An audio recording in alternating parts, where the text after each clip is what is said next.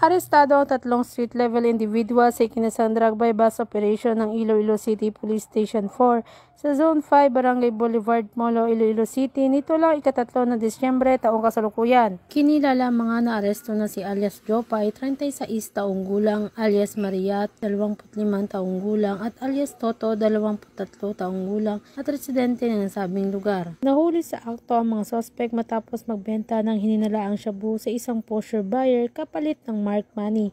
Sa kabuuan, sa humigit kumulang 25 gramo ng hininalaang shabu ang nakumpiska na may standard drug price na 170,000 pesos. Kasalukuyan nakakulong ang mga suspect sa custodial facility ng Molo PNP habang inihanda ang kaukulang dokumento para sa pagsampa ng kaso sa paglabag sa Section 5 Article 2 ng Republic Act 9165 o ang Comprehensive Dangerous Drugs Act of 2002. Patuloy ang PNP sa paghahatid ng hustisya at pagpuksa sa mga drug network sa lungsod ng Iloilo. Ang operasyon na ito ay patunay na walang humpay na dedikasyon para maprotektahan ang komunidad laban sa banta ng iligal na droga.